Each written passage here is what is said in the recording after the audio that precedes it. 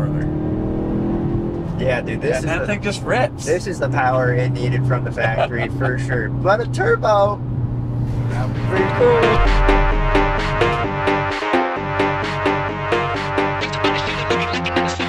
Hello and welcome to another Flywheel Films video. My name is Austin, this is Jeff, and you might recognize this Veloster N.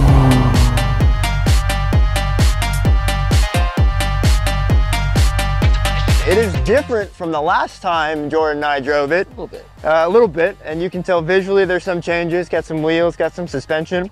It's also got some stuff under the hood most notably. So Jeff and I will talk about that a little bit more while I'm actually driving the car, because if you can't tell, it's starting to rain pretty bad right now. Just a bit.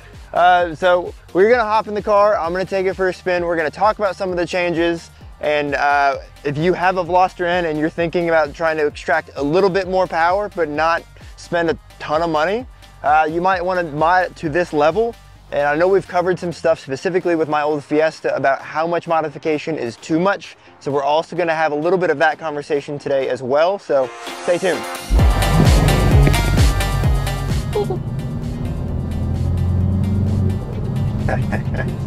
So before we get into the good parts of this road, Jeff, let's talk a little bit about the state the car was in the last time we filmed it. I say that makes it sound like it was like in disrepair. It was a while ago, and there was a lot of stuff missing on it. Yeah, so when it was pretty much stock, or was it entirely stock? I think we had like the cold air intake on. Okay.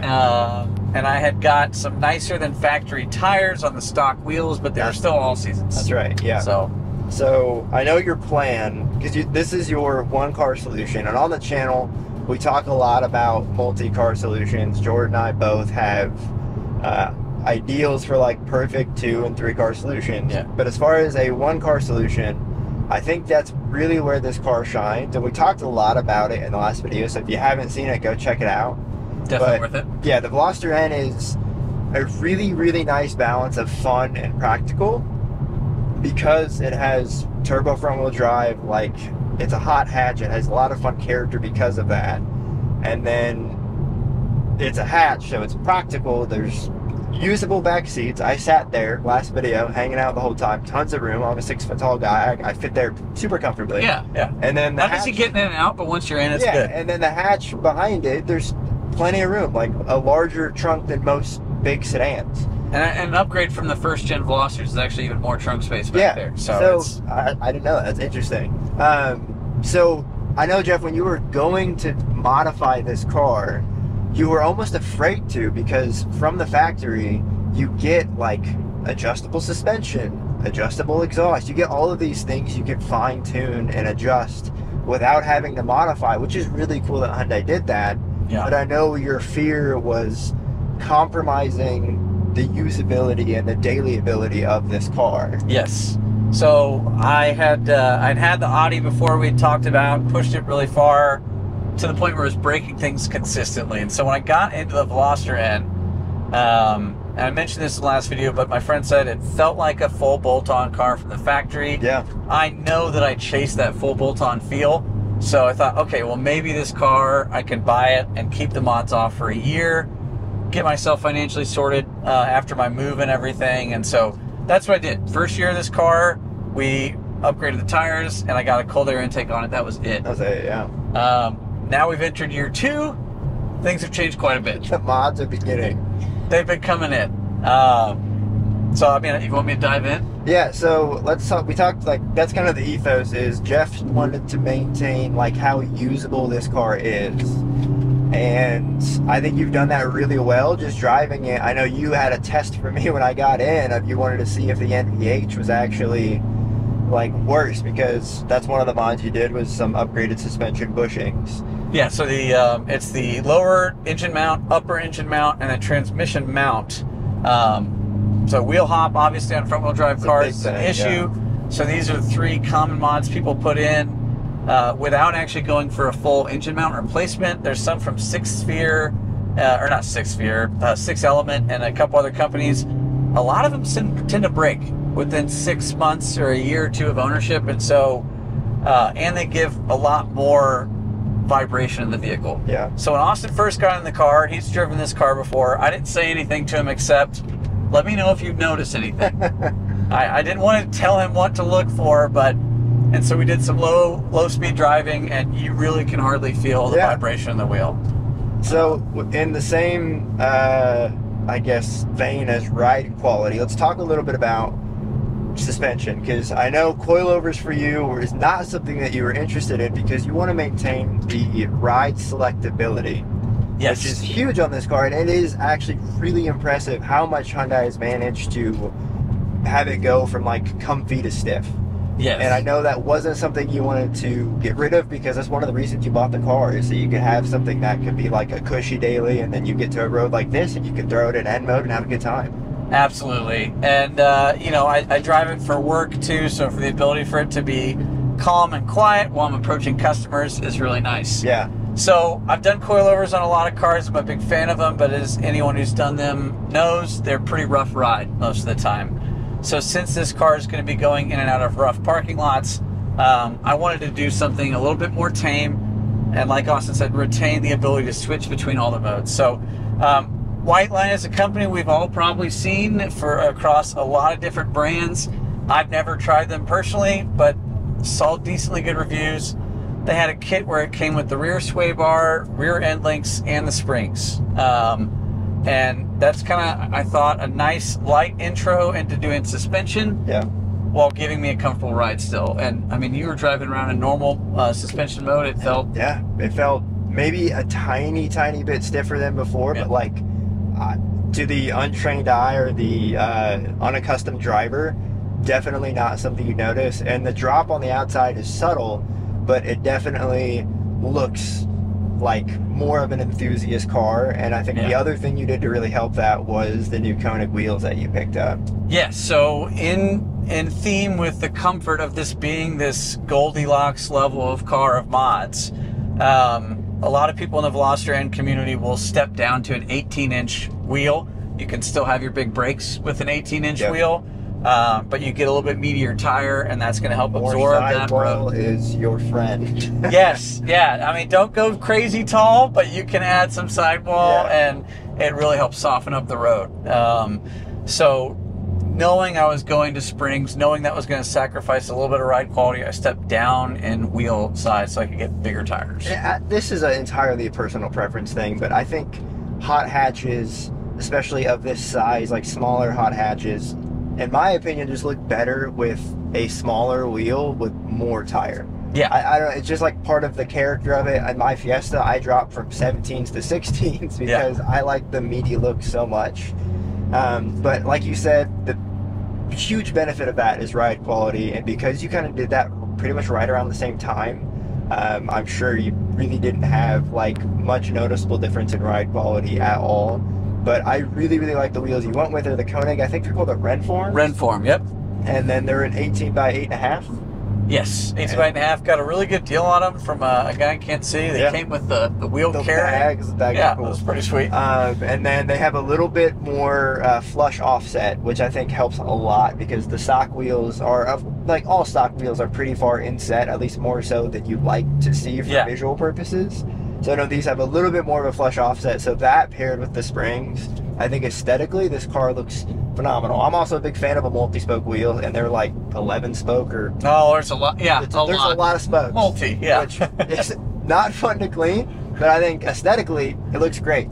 Yeah. So exterior-wise, I think it's really dialed in. And then, so like you said, you also did sway bars, and then you did end links with those sway bars, or I guess rear sway bar. Or did you do the front as well? Just the rear, so front is still stock.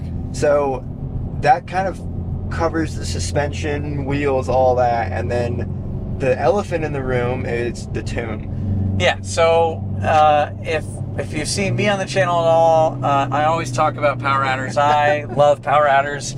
I typically modify my cars to the point where they start losing some functionality due to power. So with this one, I'm trying to be a little more tame.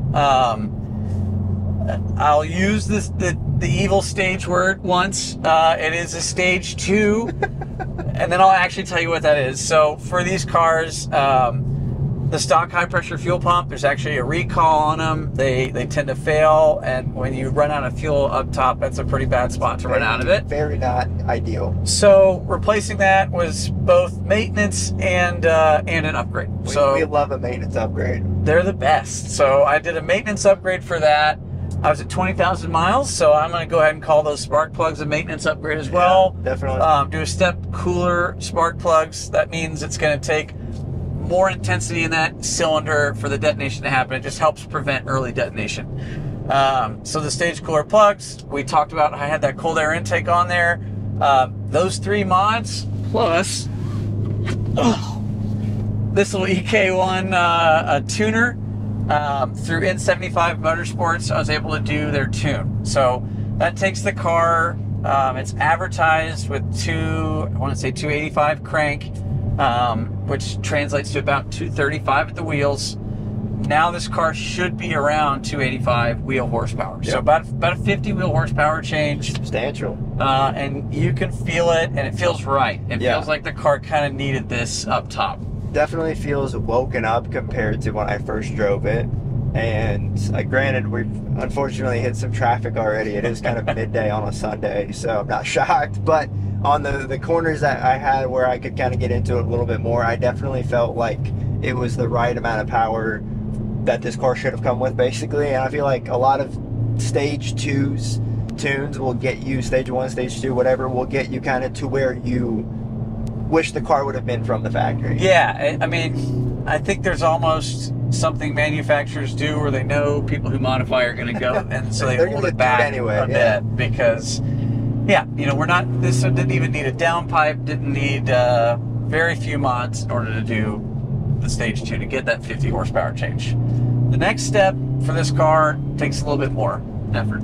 Yeah, so we'll get into stage 3 if we want to keep using the dirty word. Now we can move away from stage. But I do think how you have this car now is really, really solid for increase in power and increase in fun without doing a ton of work and spending a ton of money and compromising really anything. Because I feel like we talked about, the ride quality doesn't really feel that different.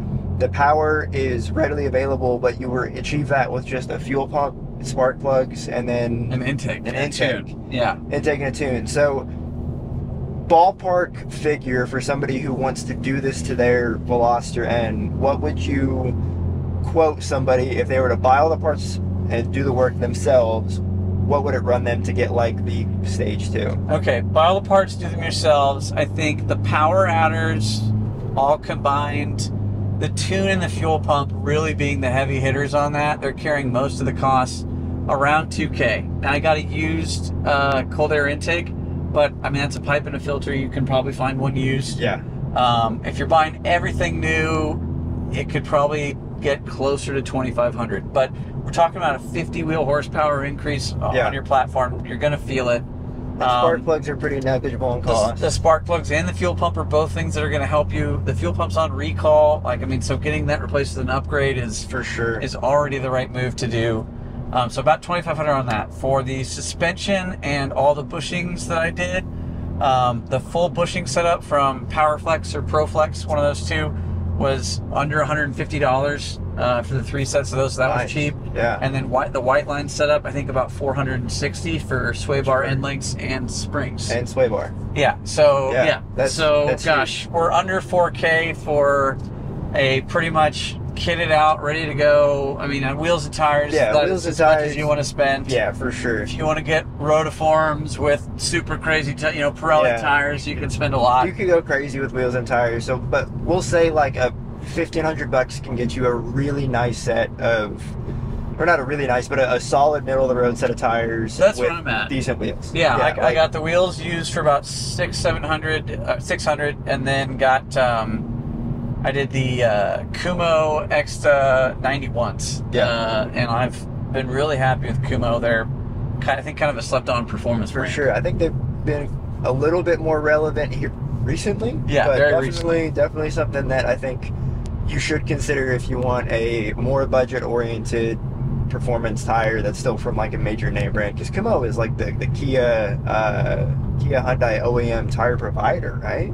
I don't know if that's true, but that'd be cool. I'll have to look that up after. They do some OEM, I'm nearly positive, because I think Kumo is Korean. But I might edit all of this out because I could be entirely wrong. Like, no, it's Nanjing, you got it totally wrong. What's next? What's next is very exciting. We are actually working with 845 Motorsports to try out a new front mount intercooler for the market. If you've got a Veloster N, you know there's not a lot of options out right now. The Wagners are $900+ and some of the other options people just haven't been as impressed with. So I've got an intercooler sitting in the garage that we're going to do an install on. We're going to be testing intake and out temps before and after to see the actual performance of the intercooler. I will say the design is pretty sweet. We'll have to maybe tease a photo at the end, but looks a lot like the Wagner, but hopefully the price will be a little bit better. I think Kyle at 845 is going to try to incorporate some charge pipes and the intercooler, all that for like that price or less. So, nice, very cool. But that's their decision to make. I don't make their pricing calls. But so intercooler, and then obviously what comes hand in hand with an intercooler, turbo, baby. Yeah. So eventually this car has to have a turbo upgrade. The Veloster N turbos are a known failure point, unfortunately, for the Veloster Ns. They are a little bit smaller than the Elantra N turbos. So the Elantra N, they came in and they fixed whatever issue it was causing the Veloster N turbos to fail, and in doing so, increased the size on them a little bit.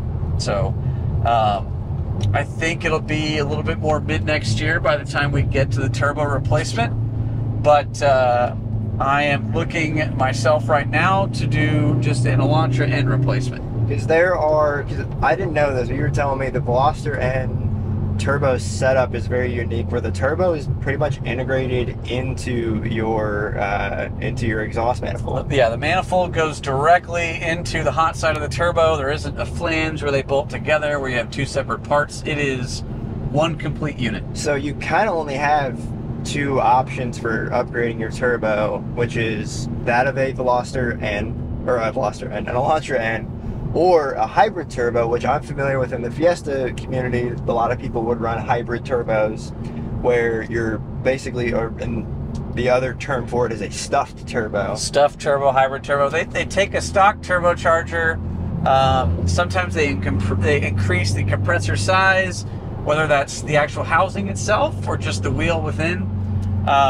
So I think N75, 6th, and 845 Motorsports all have options for hybrid turbos. 845 uses the TTE turbo from the turbo engineers over in Germany. I've ran their parts in my cars in the past, been very impressed with them. So there's some really cool options out there. But with this, the Goldilocks term we've thrown out before, I want this car to have traction and to be drivable. And so while the larger turbo and pushing 400 wheel would be really cool. Appealing, yeah. I think front wheel drive cars especially, you have to be very cognizant of that, because I think the drivability threshold for front wheel drive, especially compared to your past experience with all wheel drive, yes, I think there's a much lower threshold for that. So it's sad, but it also, like, from like a just pure numbers perspective, you're like, oh, it'd be cool if you went for that like 400, 450 number. Build the motor, go all out. Go crazy. But then when you live with the car and you want to drive it, and then also I know a past issue you had with your Audis when you kind of push them to that is reliability. Yes. And if you're just running an Elantra N turbo, obviously Hyundai runs it and they're stock car. Granted, yours will be tuned. They'll be pushing a little bit more power than what they do from the factory, but yes, not a crazy margin to where you're going to be compromising that reliability. No, so the Veloster N turbo, kind of fully bolted on, modded out. I think is right around 300. Maybe it's a little over, maybe it's a little under there as far as how much wheel you can get. It really doesn't go too much further past the 280 mark I'm at.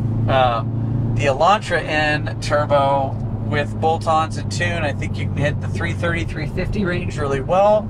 And if you're doing like water meth, like some of the tuners like Lap 3 like to use, those guys are hitting like 375 upper. And then yeah, the full-on hybrid Elantra N turbos, those are getting in the 400 plus range. But then 350 in this car, it would be plenty. Yeah, I think I'll need to get grippier tires even still to support the turbo setup. But the Veloster N, especially the 21 and 22s, they were built during COVID, and there's actually I don't know whether it's a rumor or a belief with the Veloster N community that 21 and 22 cars have weaker made turbos because they were built during the COVID era.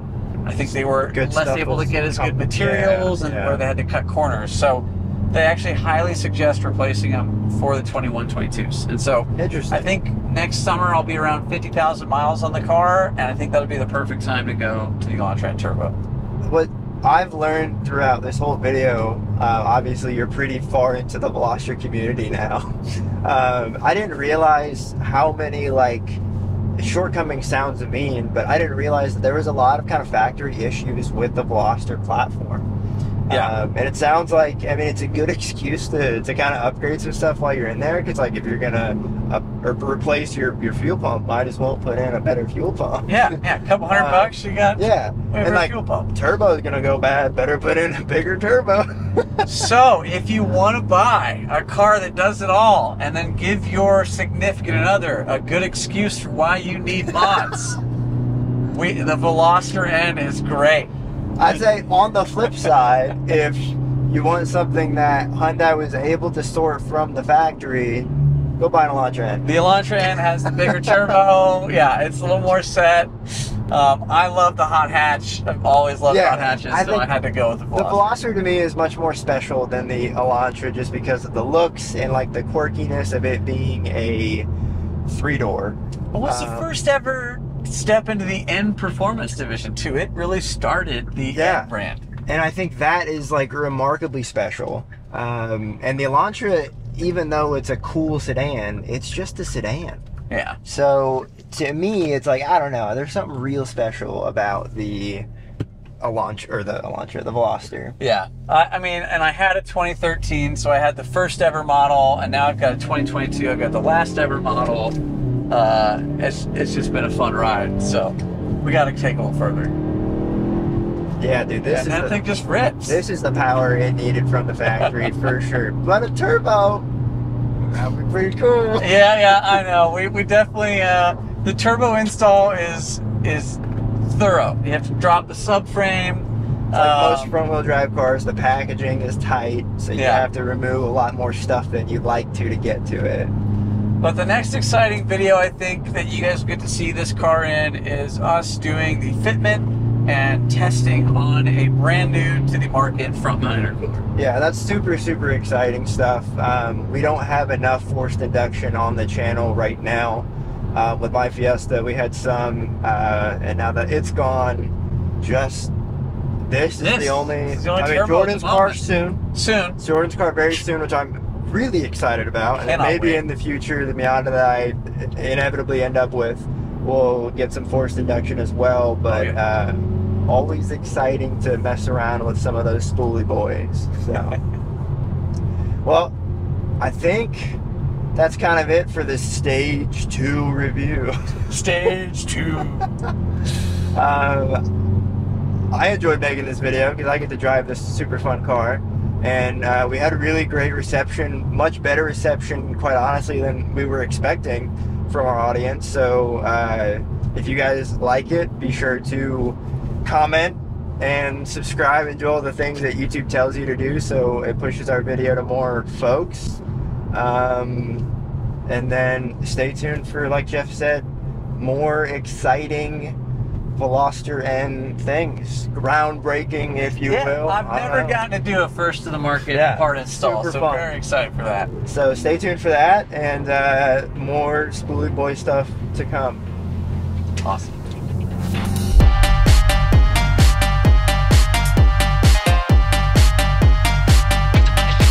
Just go to a Chinese restaurant and go, hey, can I take all your guys' old oil?